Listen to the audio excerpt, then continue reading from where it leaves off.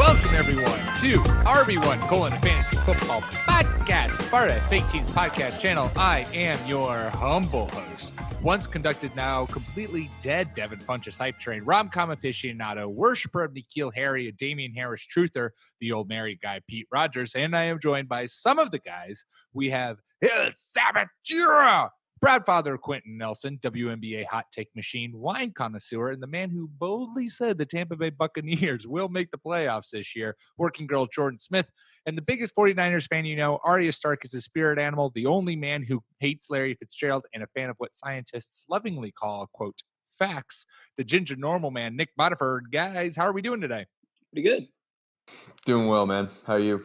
I'm good. We're on I'm back onto the desktop now. So I have this big ass screen to work with. And so I have so much space for my notes and for like the camera, and it's an HD camera. So all my lovely big ass pores and sweaty ass forehead is on full display. Feeling great. You know what else? Oh, there it is. I was going to say that shiny ring's on display too.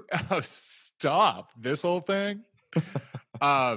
But yeah, normally I'm on my tiny little dinky laptop because Becca's busily studying becoming the world's greatest lawyer, and I'm kicked out to the table right behind me.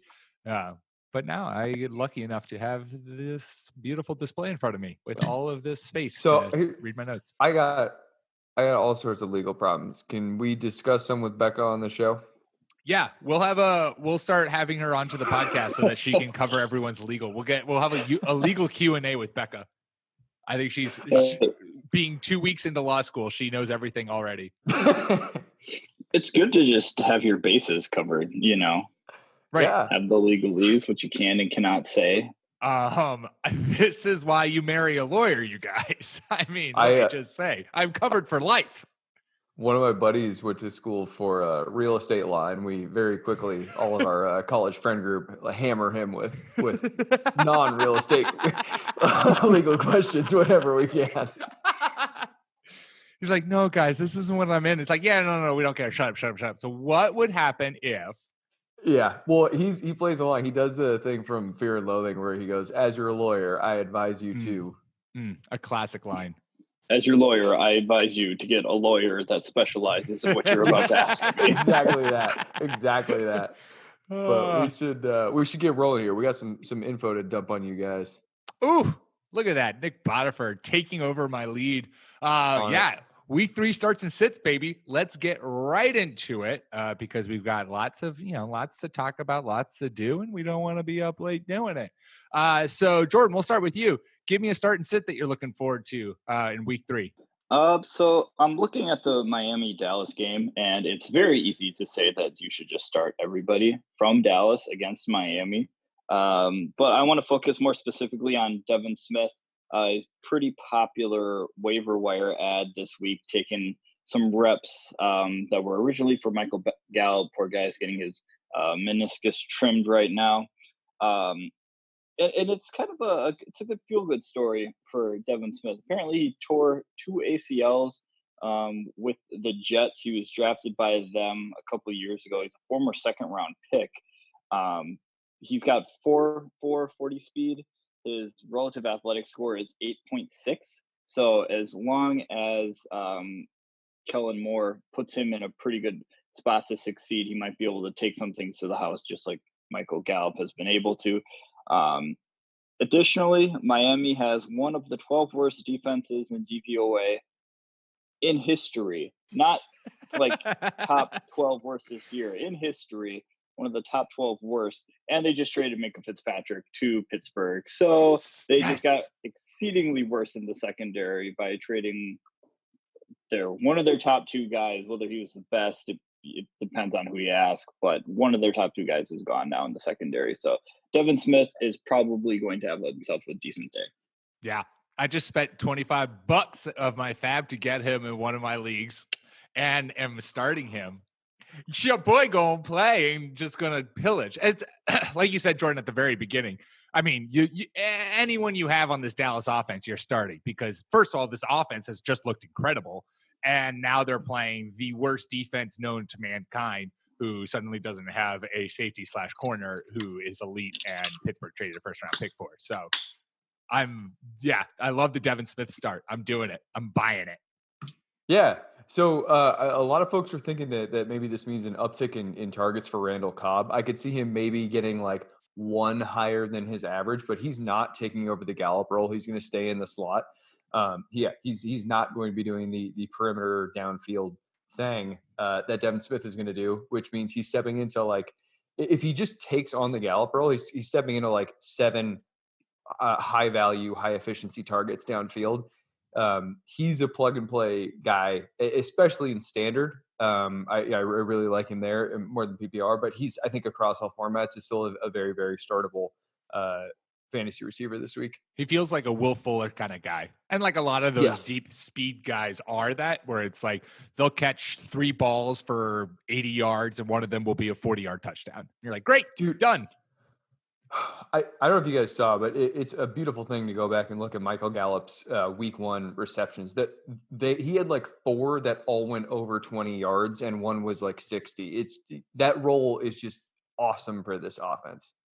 I was super cool, and I went to a bar near my apartment by myself on Sunday to watch the Packers, and it was actually pretty cool because there was a ton of other Green Bay fans, but they have like specific TVs that are just like, this game's going to be here, this game's going to be here, and Dallas and Washington was on a TV next to me, so I had some Dallas Cowboy fans sitting there, and they're just like, there's that Smith guy again, who is that? And I was like, really focused on the Packers game, but I could tell that he was just making a lot of plays. And then when I saw like the highlights of the game and whatnot, I was like, oh, that was very much just like Gallup went down, next man up.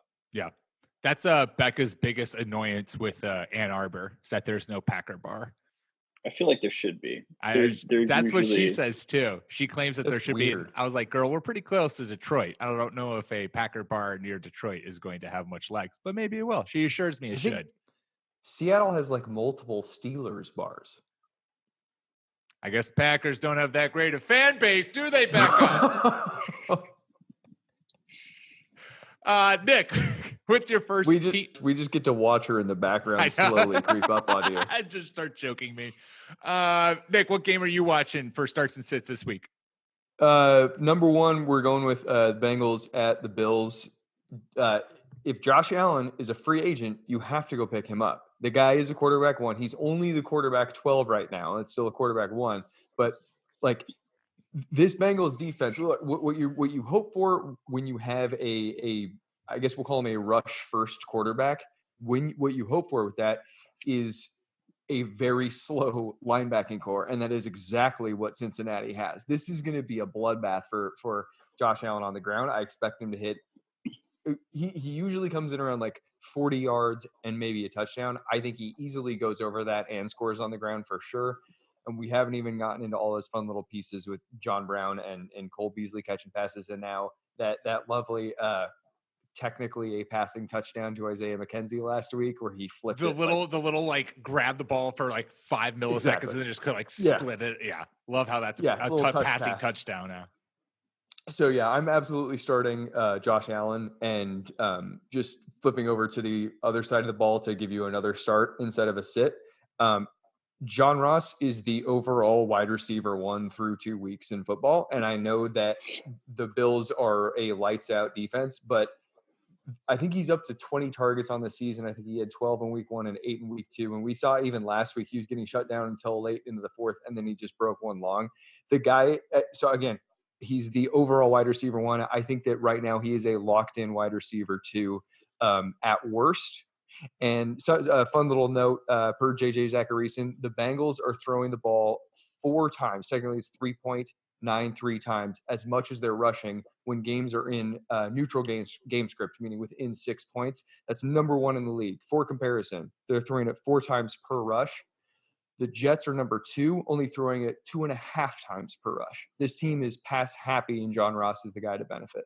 You guys want to hear something absolutely crazy? So I quickly looked at John Ross's 2018 season because I thought they played Buffalo last year and he like torched them, but I'm not finding the stats from that game. But what I am seeing is John Ross last year had 21 catches for 210 yards. This year, he has 11 catches for 270 yards already. He has already outproduced what he had all of last year. Holy crap, in 2 games. Yeah, he's been super impressive. To go back to the Josh Allen play, I really like it a lot, especially now that we kind of just hit a super heavy wall with QB injuries, and some of you might be struggling to fill the void, especially we're recording this on Wednesday. There's a lot of news and rumors floating on right now tonight about Cam Newton possibly not being ready to go by Sunday. Currently, Josh Allen is 62% rostered in ESPN leagues, so there's a chance you may have missed the boat, but there's also a 38% chance that you could still go out there and pick him up to give him a start.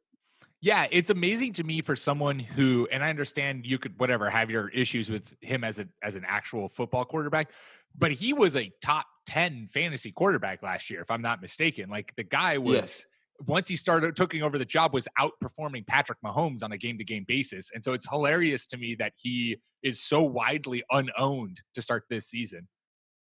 Yeah, a lot of fantasy drafters get caught up in the idea that you have to be good at actual football to be a good fantasy football asset, and until we make the full switch, which it is trending this way, but until we make the full switch to 6-point passing TDs across all formats, the rushing Konami code is just gonna be a thing. It's true. It's true.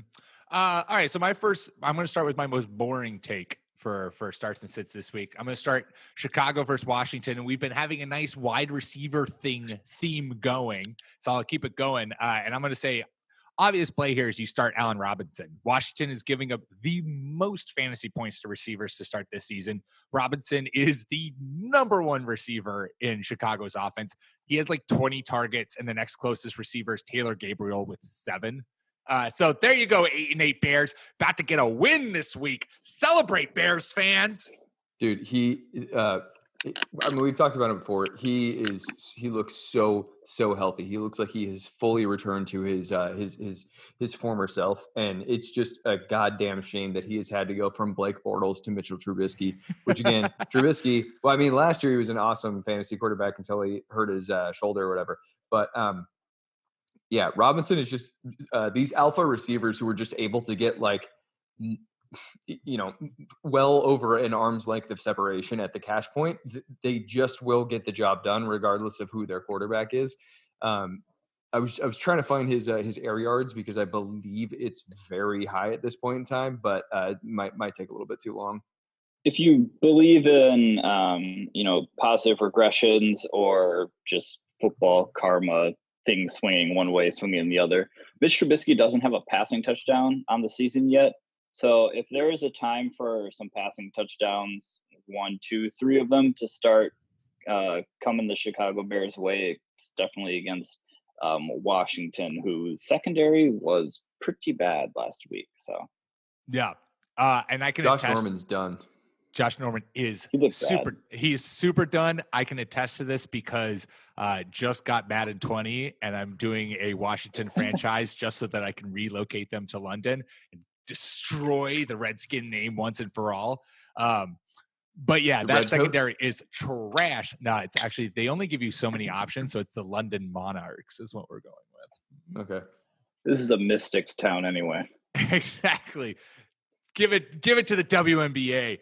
But yeah, no, that secondary is hot garbage. I also feel like week 1 and week 2, it's like the narrative kind of keeps going through those 2 weeks. I feel like week 3 to week 4 is the narrative buster, if there is going to be one. So either Mitchell Trubisky and the Bears offense is suddenly going to start actually looking like a offense in the next couple of weeks, or it's not. And we're going to be like, well, shit, Matt Nagy doesn't really know what he's doing, or Mitchell Trubisky isn't the answer.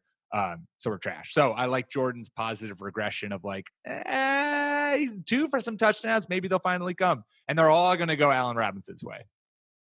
Jordan, another start and sit for you this week. Another start this week that I really like as a sneaky flex play, and it's Ito Smith. I'm talking about Atlanta Falcons versus the Indianapolis Colts. I liked what he did against Philadelphia. He looked just speaking on the eye test, he just looked generally like a better runner than last year. He didn't look like he was just getting he looked like he was making better decisions with the football in the running game. So he just looked like a better pure runner. Currently, the Colts run defense is 30th in DVOA, and overall they're 30th in fantasy points allowed to running backs. So I think Ito Smith can have himself a much better day. And I mean, I know this is also like a kind of a boomer bust time for Devontae Freeman, but I like Ito Smith's current 6.3 yards per carry average. 10 attempts, but still. So Clark felt a disturbance in the force just now as someone else converted to the yeah, dude, converted to the fade Devontae Freeman narrative. So their snap counts this year, week 1, they both logged 39. And week 2, though, it did trend towards Freeman with him taking 41 versus Smith's 25. But, we talked a lot this offseason about the risks of Devontae Freeman and how his knee will hold up over the course of a long career. And he's really not playing very well.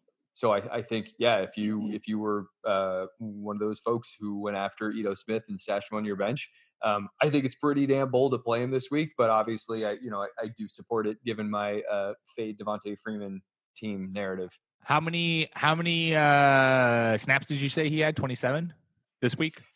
Or this week last week, Ito Smith had 25 to Freeman's 41. Week 1, they split it evenly at 39. Yeah, no, I knew the 25 though, he got 7 possible touches. He had 4 carries and 3 targets, 2 receptions. So like that's not a terrible ratio for, even though he was in limited snaps. When he was in those snaps, they were like he was a part of that offense. So I think it's like a third of the time he's getting the ball. He's getting the ball while he's on the field. So if he sees an uptick in snap counts, or even just like a more that same kind of level against a worse defense, he'll be able to do something. No, I like him a lot. He's been a back who's flirted with like fantasy relevance for a while now. Not anything RB1 or RB2, but like as a solid, consistent flex play. And so I'll be curious to see if he can maybe even take the leap out, dethrone Devonta Freeman and kind of take the RB2, become an RB2. I think he will by the end of the year. But I think that I think Dirk Cutter came out like within 48 hours of Matt LaFleur, also saying that they want to be a run first football team. Mm-hmm. So both these running backs need to be rostered. Double RB is going to eat. Nick, what's a game that you're watching for starts and sits? Let's see here. Okay, number 2 on the list. This one's I got mixed feelings about this one. All right, so Ravens at the Chiefs. So in like June and July when we were talking, I was very high on Mark Andrews. Then once it came out in the preseason that he was going to be playing a very limited amount of snaps because he wasn't blocking at all, I soured on him. However, for JJ Zachariason, through 2 weeks, Mark Andrews leads the league for tight end target share at 27.9. For those who don't know, 27.9% of a team's targets is massive. That I could not find the league numbers, but like current league numbers, but an alpha receiver like Julio Jones will get around 25. Maybe he gets 27. There was one season where Terrell Owens went over 30, but if you are a player, really, if you were a player at all who's getting over 20% of the targets, that is noteworthy. To be in the upper 20s, you were talking about a target share that maybe 15 other players in the NFL are getting. So Mark Andrews, although he's playing like 40% of the snaps, he is getting the ball a ton when he is out there. I think that he is easily surpassed his like high upside tight ends. Maybe he could be like a 5 to 10 guy. We're talking about a guy who is in contention to finish as a top 3 tight end this year. Yeah, baby. That's why I had no problems offering him up to Becca for some good exchange. Because I already got TJ Gronkinson. But yeah, no, I mean, Mark Andrews, and the thing is too, that honestly, this shouldn't really have surprised anyone, just given the fact that he was the number 1 receiver for the Ravens as soon as Lamar Jackson took over. He was the most effective. He put forward the most yards. And so I think clearly there was a connection there that they have just built upon and ran with. I mean, that whole offense has been super explosive. This game should be the Sunday night game and the Monday night game. We should just see this game twice this week. Yeah, I think it was one of those things of like a perfect cocktail coming together. I don't know if he led the nation in yards per route run in his final year of college, but I think he was averaging still an insane amount of yards per route run while he was in college as well for Mark Andrews. But again, it's like a great combination of both of them being rookies last year, both of them likely playing most of their reps together in practice. And now that rapport is just there. I'm also very excited about the rapport he might have with the Hollywood Browns. I've been doing some Instagram looking, and it looks like they've been hanging out a little bit. Jordan getting the scoops. I have been just entirely in on the Ravens this year. And you guys remember that dynasty trade where I was offered like 4 first-round picks and Hunter Henry for Travis Kelce because I have Mark Andrews? I said no. Yeah. And I kept both of them. So, all right, moving on. Do you have anything to add, Pete? I want to move on to the second start. I'm just doing basically all starts this week. My second start is the entirety of the Kansas City offense. The Ravens defense. The Ravens defense is very good in the run game, and outside of that, their secondary is very, very vulnerable. And the Kansas City Chiefs are just made of a passing game. They'll basically all of their receivers are excellent deep threat receivers. All of the Ravens secondary is very bad at stopping deep balls. So start Sammy Watkins, start Travis Kelce, start Mecole Hardman, start Demarcus Robinson. We need to note something for the backfield, though. Neither LaShawn McCoy nor Damian Williams were able to play today. Now, I know that – or practice today. I know that Wednesdays are oftentimes – yeah, I see that celebration. Do you know whose music that is? That's Darwin Thompson's music. Now, veterans usually get Wednesdays off as a rest day. However, this was not supposed to be a rest day for either one of those guys. They were supposed to practice. So if you do not own Darwin Thompson, he is only owned in 24% of Yahoo leagues. Stop what you're doing. Go pick up Darwin Thompson right now. There's a very good chance that this guy at least is getting 50% of the backfield touches for the Kansas City Chiefs this week. And he's not going to be used just on the ground. He will be used through the air. But there is a possibility that he is a full-time bell cow in this offense. So he needs to be owned in all leagues. Yeah, I own the Ravens defense in a redraft league, and I picked up a new one this week. If I like the Ravens defense, but if there's anybody who is going to just put up buckets on them, it's going to be Andy Reid and the Kansas City Chiefs. So I think this game like literally has the chance to be like last year's Chiefs-Rams game. Yes. Remember when that was just a track meet? I think if I don't even know what the over-under is for total points in this game, but you should pound the over right now. Yeah, no, this could hit 100 points. Yeah, it is absurd to me that this is not a Sunday night or Monday night game. Like NFL, what are you doing here? This is two of the best young, and it's not even like, oh, well, Lamar Jackson has suddenly become this, crazy machine now. It's like, no, we knew who Lamar Jackson was going into this season. We obviously knew who Patrick Mahomes was going into this season. Fucking make this game a highlight. Make this one of the marquee games of the week. Don't put it fucking on a Sunday at like whatever 4:00. It's a travesty, man, and I gotta be at a brunch. No, that's Saturday. Never mind. Oh, Moving Nixon! On. Yeah, I get to watch this game. Yeah. Fuck you, brunch. All right. Another game I'm going to talk about, Pitt versus San Francisco. This isn't the boldest of takes here, but I'm going to say the opposite of start. Sit James Conner this week. He suffered an injury last week and missed some of the game, and he's seemingly still recovering from that. They're not sure exactly how healthy he is. Blah, blah, blah, blah, blah, blah. the 49ers have the 7th best defense against fantasy backs so far to start this season. And it's the first game with Mason Rudolph. It's going to be a whole different offense.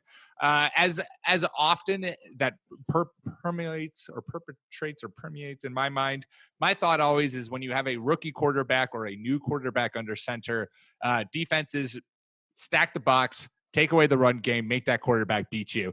So that's what I think the Niners are going to do. And I just don't think even a fully healthy James Conner would be that great a play, but a banged up James Conner is certainly not worth starting this week. Yeah, James Conner right now is RB24. So, he just hasn't been that great as you would want him to be. He says that he is healthy, but literally football players and running backs especially are like, tis but a scratch .gif every single time they get an injury. So yeah, I would at least hope you have like a solid RB2 or flex running back to play. I think San Francisco, their defensive line is pretty good. So yeah. So I'm going the other way here. I'm still comfortable starting James Conner until we get some sort of indication that he's actually going to be out. If he's still limited, if he's limited, I would still feel comfortable playing him. I mean, as a high end RB2, you probably draft him to be a running back 1, but I don't think that he's going to be. I don't think he'll finish the week as lower than like the RB15, and I'll take that kind of production. Bring it back, Nick. We do this every single week. I'm making this bet with you. We're making this bet. James Conner's not going to finish a top 15 running back this week. Boom, done. For any like platform. halfway PPR. Okay. I mean, standard is what I always play, so I don't care. Half point, yeah, sure. Okay, sounds good.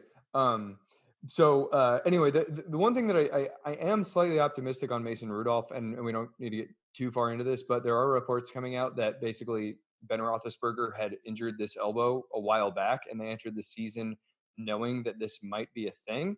And Dr. Chow on his podcast this week, the Pro Football Doc podcast, he noted that basically after Roethlisberger did that first throw that he started feeling his arm, he first looked at the sideline and just like stared at the trainer in like a, yeah, shit, it just went kind of thing. Nick, my point is, Nick, if we're going to brand the Dr. Chow corner with Nick Botiford, you need to let me know when the segment is starting, and we need the proper introduction to the Dr. Chow corner with Nick Botiford. Okay. Is this the Dr. Chow corner with Nick Botiford? Yeah. Okay.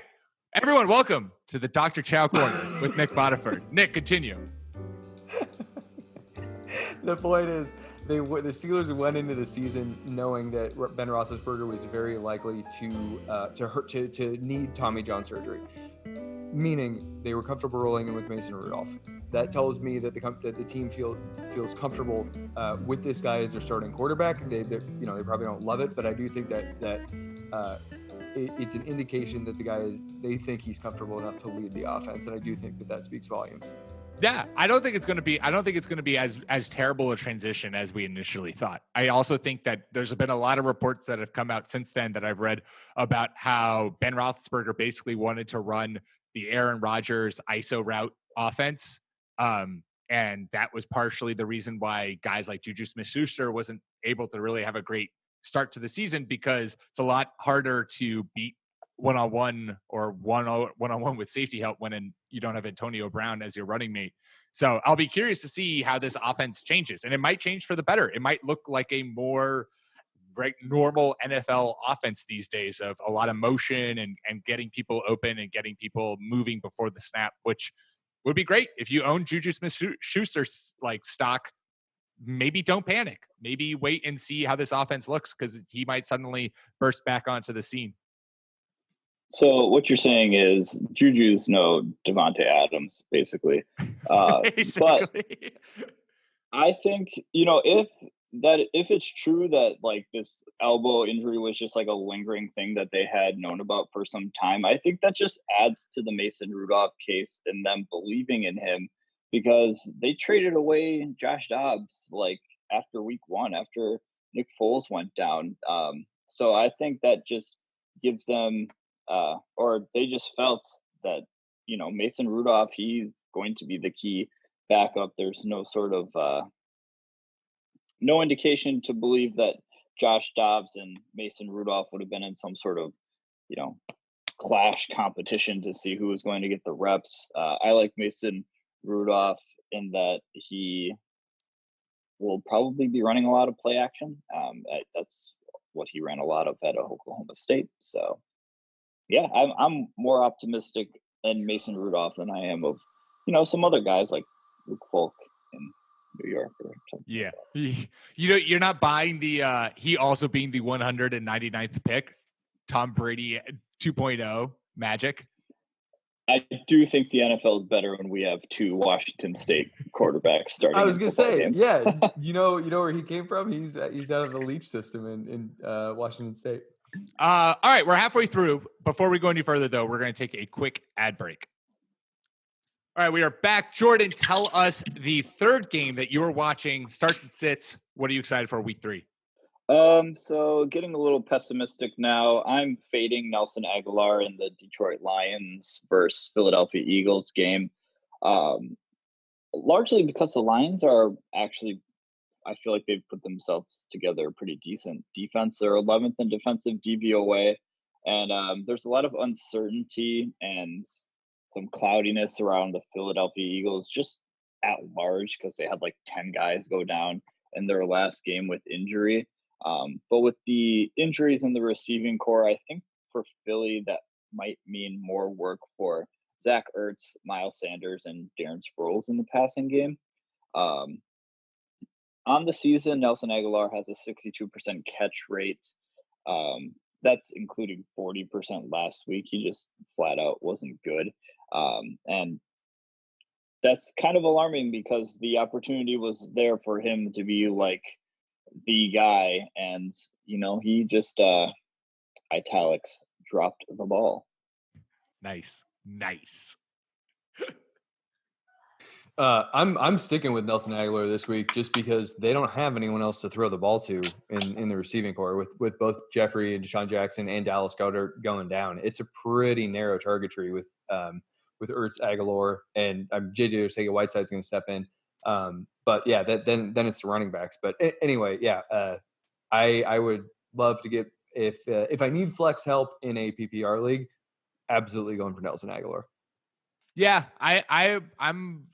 I'll buy into the mindset that a game like what he had against the Falcons, where you don't single-handedly lose the game for your team, but you played a pretty big part in it by dropping that one down the sideline and just not really. Again, he did not have a good game, and I'll buy that narrative playing into another week of like in your head, not being able to get out of it, having some more mistakes continue to haunt you.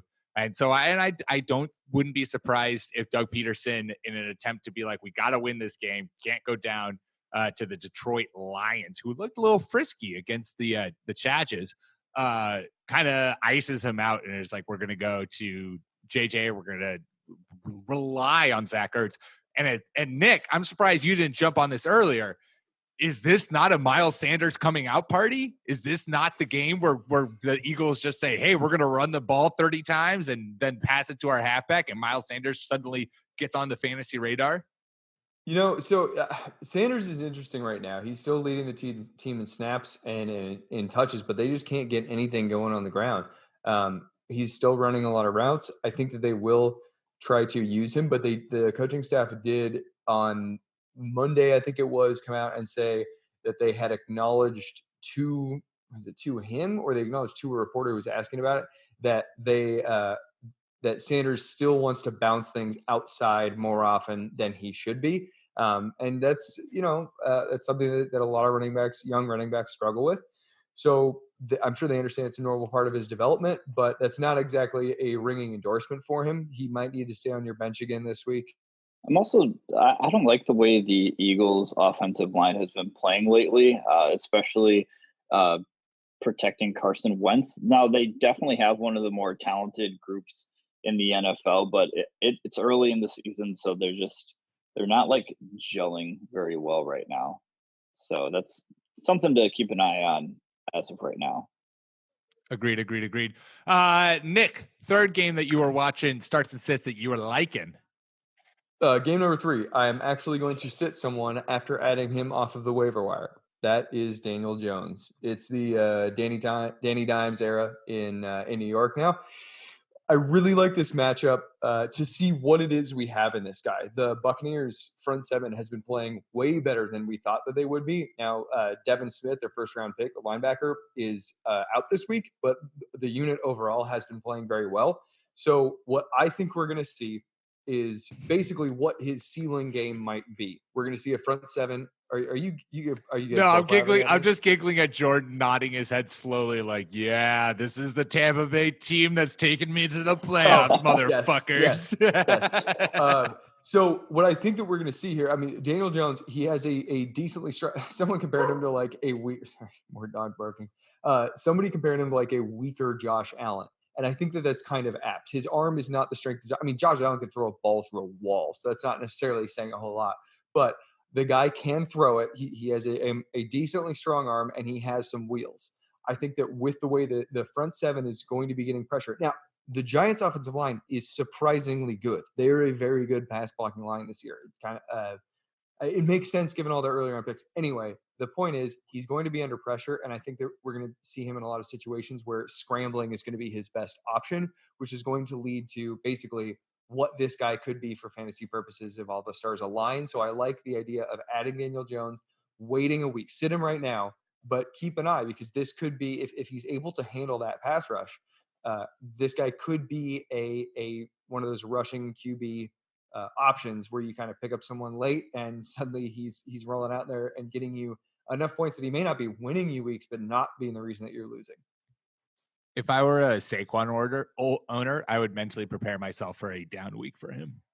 I agree on the Danny Dimes, pick him up and, just to take a flyer and wait for him to really start to blossom, especially if the team just like decides to come out of their coma and rally around a new guy behind quarterback. We've seen that happen narratively a couple times before. Agreed on the offensive line. It's structured. Might be their best unit. I mean, Saquon Barkley just carries the running back unit by himself, but it might be the best unit on the team that has more than one player. Kevin Zeitler has really helped solidify the line. Will Hernandez was a great prospect last year and actually a really good draft pick by them. And Daniel Jones is one of those, he's like more athletic than he's giving credit for. And I feel like he's like Josh Allen in that he's athletic enough to run, but unlike Josh Allen, where I don't think that'll be his first instinct to tuck and go. So if he's like in a little bit of trouble, then yeah, he can get the hell out of there and move the sticks that way. But hopefully he's, a little bit more careful with how he's moving around. That's like Mitch Trubisky. Mitch Trubisky has got some wheels on him and can bust out of the pocket when he needs to. But it's not his first look. How freaking dumb is it should be. How dumb is the Zeitler trade looking right now? Good God, Cleveland. Hold on to your Pro Bowl tackle when you're like on the fringe of becoming a playoff contender. Like, don't trade away one of your best linemen when you have a quarterback, you have a running back, you have now multiple weapons in the offense. It's like, oh man, wouldn't it be great if Baker Mayfield had some time to toss the rock around? This is what scares me about John Dorsey just being a football guy. And he actually ended up agreeing with the analytics department early on, and they helped him get someone that he wanted to get. And he apparently said, I think the quote was like, "Those fucking nerds are all right." But anyway, the Zeitler move was ringing endorsement. Yeah, the Zeitler move was terrible. He's the best pass blocking right guard in the league. Now, for my start, oh my God, there's more. OJ Howard. No, don't do it. Don't do it. I know I talked you guys down. I told you go ahead, Jason Witten, but I'm back on it. I had to think for a while. Evan Silva made a very convincing point where basically he had a really awful game in week 1, and then they had 3 days to crank out a new game plan. They were not going to get his issues fixed. Arians has acknowledged that he thinks he's a very talented player, but he basically said he's playing like crap. They have a week and a half to get it right. If they cannot take a guy who could be an all-pro, not this year, but who his ceiling is being an all-pro tight end, like dual threat tight end. If they can't get it right now, then it's time to hit the panic button. So for this week against this crappy ass defense, I am still rolling with who I likely drafted in the 5th round to be my starting tight end. Did you see that tweet that I sent out, Nick? There was a video that went around of these two kids with like a flip lid trash can, and one of the kids would step on it and the lid would flip open and smack the other kid in the forehead, and then they'd laugh and they just do it over and over and over again, and they do it on repeat. That is what playing OJ Howard is like. That is the equivalent to playing OJ Howard, because you have to, is just getting smacked in the head with a trash can lid over and over and over again and laughing about it and convincing yourself that it's the right thing to do yet again. OJ Howard finishes the week as the tight end 8 or better. Bring it on. We should really be keeping track of all these bets, because I want to be able to rub it in your face when I'm right, and I don't want you to be able to rub it in my face when I'm wrong. We always, everyone on the podcast, we always end up basically winning half of our bets that we make with each other, and then at the end of the show, we're like, hey, thanks for not bringing up that I lost that bet. The only one we're all tracking is Jordan saying that the Buccaneers are a playoff team. Suck it, Jordan. So first of all, that's looking like a pretty okay take. If Teddy Bridgewater is bad and Cam Newton doesn't play, it's looking all right. At least you've got one of the best quarterbacks in the division, which is saying something. That's also based on stuff that's way out of my control as far as injury goes. But my theory on OJ Howard is that he's this generation's Vernon Davis, and that he's just like a super athletic guy who you're like, just please just get him the goddamn football and let him do some crazy things with it. Vernon Davis, I'm looking at his stats right now. The highest total yardage he's ever had in the season is 965. So he never had a 1,000-yard season as a tight end, which, I mean, that's fine. Tight ends don't need to have 1,000-yard seasons. But he only had double-digit touchdowns twice. And he has been playing this game for 15 years.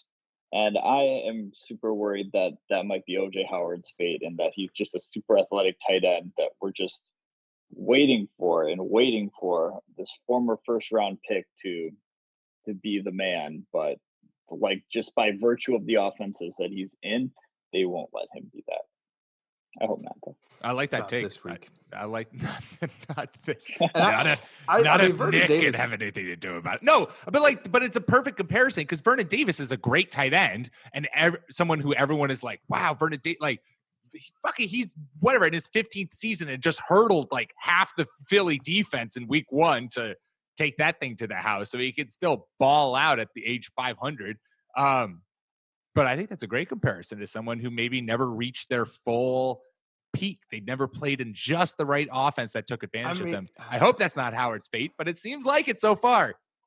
I look at Vernon Davis's prime from like 2009 to 2013, 14 as like an outrageously successful tight end. So I don't know that I agree with the narrative, but the narrative is well, there. Anyway, that could mean that this is OJ Howard's year to break out then. If we go by the Vernon Davis method. Maybe like this is the week. I like that one. All right, we got to move it on. There it is. We have more starts and sits to get to. Game that I'm going to talk about, Los Angeles Rams versus Cleveland. Another good game. I think this is the Monday night game, which it's like, okay, that's a decent one to choose, NFL. But I picked this game because I discovered something quite interesting whilst doing my research. 3 defenses so far this season have not allowed a touchdown to a wide receiver. The Patriots, obviously, the Browns, and the Rams. The Browns have allowed the second fewest yards to a wide receiver, and the Rams have allowed the 4th fewest. Now, I'm not going to bench Odell, but your Rams receivers, you might want to think long and hard about playing them, especially Brandon Cooks, who's proven to be very boom or bust so far to start this season. And Jarvis Landry belongs permanently on your bench because he's been awful. You should maybe even think about dropping him this season. But I'm excited to see this game, and I'm excited to see how these wide receivers play against seemingly the best 2 secondaries in the league so far to start the season. One of the best 2, which I did not expect. So I'm excited for this game. I'm not dropping Jarvis Landry. What are you talking about? Don't make me do it. He's done nothing. I mean, yeah, but also this is like an entire new offense for the Browns. I still feel like they're trying to figure some things out, even if their offensive line is crap. So the interesting thing with Jarvis Landry is that his value might have actually just shot up because of the concussion and wrist injury suffered by David Njoku as the That was brutal. short area pass catcher. Yeah, I don't know if you guys saw that hit. It was bad, Mhm. and the way he landed, that was tough to watch. I'm not a fan of Jarvis Landry, but I think that his value in PPR leagues did increase. Of course, started Odell. Do we need to? No, there's no. Don't think about that one. I just thought it was interesting Yeah. that those two were top secondaries. Jordan, final game that you're watching, starts and sits. Starts and sits. Houston Texans versus the Los Angeles Chargers. This is going to be a start, and I'm starting my boy Carlos Hyde.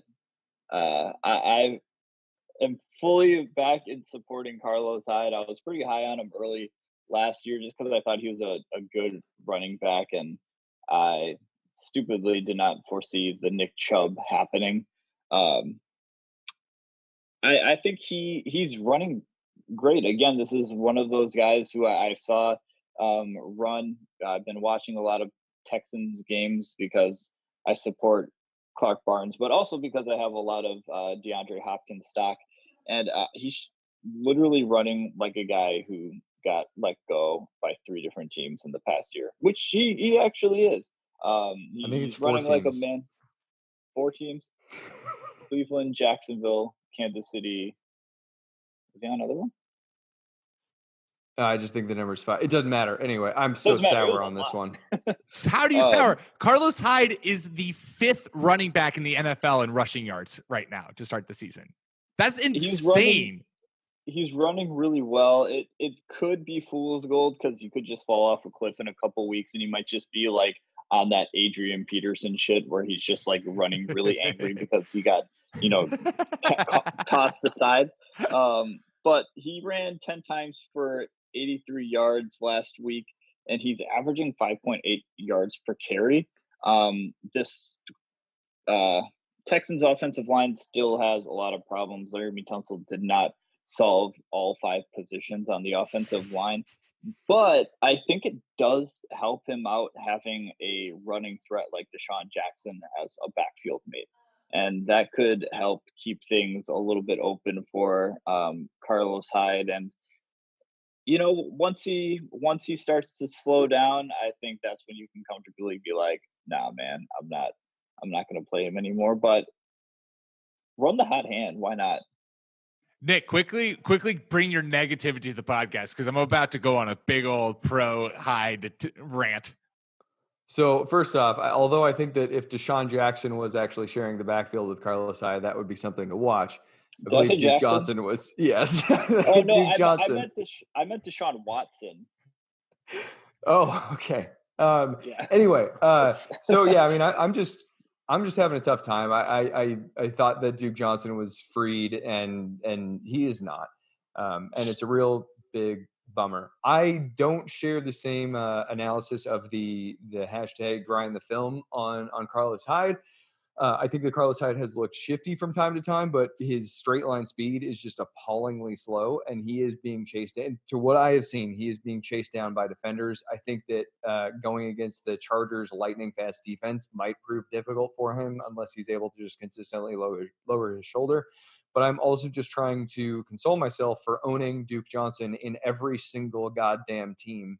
And not getting the dynamic running back 2 production that I thought I was getting out of it. Yeah, that I appreciate. That I can understand, Nicholas. Being annoyed at Carlos Hyde for yet again stunting Duke Johnson's full ascension into fantasy domination. I appreciate that. However, I have to agree with Jordan here because I have long loved Carlos Hyde. I thought he was going to be great in Cleveland, and then Nick Chubb came out of nowhere. But he also faces the Chargers have given up the 3rd most rushing yards to running backs to start the season. So it's not like he's facing a super stingy defense. I think that he has all of the potential in the world to be a strong RB1 this week. High high end RB2, low end RB1. That's what I'm saying this week. Just because of the matchup, because of how well he's been running. And I understand, yes, he hits the hole, he gets 5 yards and then gets exhausted. So he's not going to be breaking away 40-yard runs, which is fine, though. He still has managed to be the 5th best running back in the NFL to start this season from a yardage standpoint. And that's got to mean something. So I'm with Jordan. You play the hot hand until the hot hand fails you. Maybe at some point, the season is long, Nick. Maybe at some point, Carlos Hyde will they'll just be like, you know what, Carlos, you're too old. Duke Johnson's our future here. We're going to give all of our touches to Duke, and then you'll look back on Nick. Yep, and you'll look back on this Carlos Hyde time, and you're like, man, maybe I let my personal opinions get in the way. Carlos Hyde was a great choice as a start in week 3. Carlos Hyde finishes outside of the top 15 of running back and half-point PPR in week 3. A bold statement. I screwed up the stats here. Carlos Hyde ran 10 times for 83 yards in week 1. Last week against Jacksonville, he ran 20 times for 90 yards. And if we're doing the same, that's the thing we like. However, I'm still trying to follow the positivity of positive regression because he hasn't run it into the end zone yet. So this could be a week that he gets a little bit of a boost. There it is. Nick, your final game you're watching, stats and sits. All right, so final game, we have the Panthers at Cardinals. This game is going to be awesome. Both of these teams. So a stat from one Michael Sando of the NFL, who I once sent an angry email to when I was in college after a few drinks. The Arizona Cardinals account for 88 of 126 snaps of 10 personnel, 4 wide receivers in the NFL this season. The Rams are next with 12. The Panthers face face both Arizona and LA in the first 3 games of the season. The point of declaring that is this: both these teams run very fast, and even though Kyle Allen is likely starting at quarterback, I don't think they're really going to slow down the pace. Panthers have been getting destroyed in the slot. So what are we going to do? We're going to start both of our slot receivers for that Arizona Cardinals. Cooper Kupp went 5 for 9 for 120 yards. Chris Godwin went 8 for 9, 121 yards and touchdown. Both Christian Kirk and Larry Fitzgerald went over 100 yards last week against the Ravens. I think that both of them have a shot to do that again this week. So my dual start for Panthers and Cardinals is Larry Fitzgerald and Christian Kirk. Nice. I like that call. I like that because especially, I'm taking a lot of strolls down Narrative Street this week. But if Cam Newton really isn't going, then this whole team just might be a little bit like shit. They might be like, well, that's it. And I feel like Arizona, they've been close.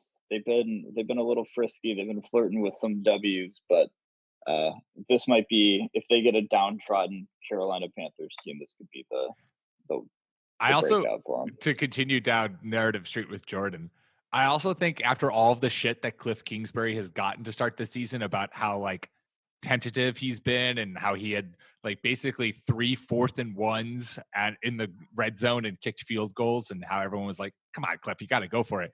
I could see Cliff just being like, all right, fine, fuck it. We're going to go for 4th down every single time and just try to go hog wild.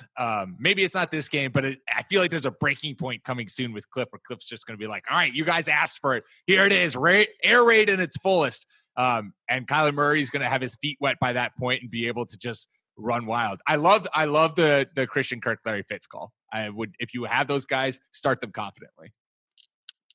Final game of the week that we're going to talk about. I've been saving my hottest take for the last, and I really should have mentioned that I had a really hot take at the start of the podcast had I known this would be the last thing we talk about, so that people had to listen to all the way through. But, you live and you learn. We're going to talk New Orleans versus Seattle, and I want to read you guys a direct quote from Sean Payton about this game. Obviously, Drew Brees is not playing. So he says, quote, "We'll approach this game with 2 quarterbacks. We'll have the right plan relative to what those guys are going to be doing." Guys, Guys, I'm going to say it. It's Taysom Hill season, baby. Go grab him off waivers, buy him in DFS, do what you need to do, get him, because in my gut is telling me Sean Payton is going to let his creative juices flow with Breeze out. And we could be in for the first 2 quarterback team the NFL has ever seen. We already saw Taysom Hill in a big ass role with Drew Brees on the field. What is he going to be with freaking Teddy Bridgewater under center? I am excited. I am trusting Sean Payton here wholeheartedly. Sean's being a little coy minx. And I think Taysom Hill is going to just suddenly do something. I don't know what, but he's going to do something. So he did line up out wide, I think, once Bridgewater took over. I think he was still lining up out wide, and he had a receiving touchdown in week 1. I mean, he's used as like what Pete Carroll wanted BJ Daniels to be, just this jackknife player that can line up all over the field. I don't really know what to think of him. I don't see any reason not to add him. I would view it very boldly to start him this week. I think that if he were to ever gain wide receiver eligibility, then he becomes very interesting because he's going to take snaps at wide receiver and he's going to take snaps at quarterback. And maybe that's something that sites will do. ESPN oftentimes switches very, very quickly when something like that happens. But if he's just getting like, if you're starting as a quarterback and he just catches like a 9-yard touchdown pass, we haven't really gotten our value back. But again, I totally get being jazzed about just adding him to see what the hell happens. Because something's going to happen, and I have no idea. Like, it could be the most epic failure of all time, or it could be just Sean Payton has been, like, waiting for this opportunity to showcase exactly this, like, beautiful offense that he has in his head with Taysom Hill at the helm, and we might be finally seeing it.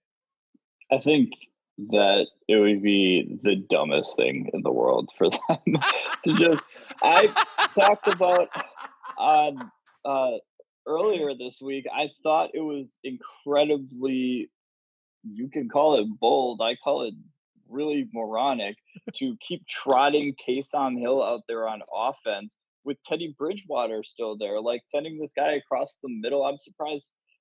Actually, I wasn't watching that closely. It might have happened. He might have been still a freaking gunner on special teams, just running down the field trying to knock people out. But I think I was just looking at their transaction wire. They haven't brought up anybody else to be a backup quarterback. They haven't done anything like that. With Teddy Bridgewater's history of injuries, I think it would be really risky to have 2 quarterbacks out there at the same time, especially after Drew Brees' injury was pretty fluky. Like, he literally high-fived Aaron Donald too hard and, like, tore ligaments in his hand. It's just the most important position in football. You got to have a little bit of insurance there. So I don't know.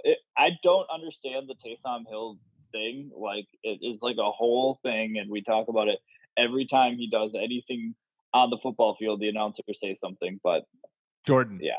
Jordan, would your stance change if I told you the Saints signed JT Barrett to their practice squad today? No, because he's not on the active roster. It makes no difference.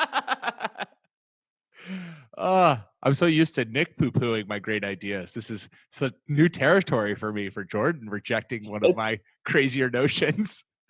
I think that the value is backwards. Notion. The fact that Nick is buying this and Jordan isn't is so strange to me, and I love it.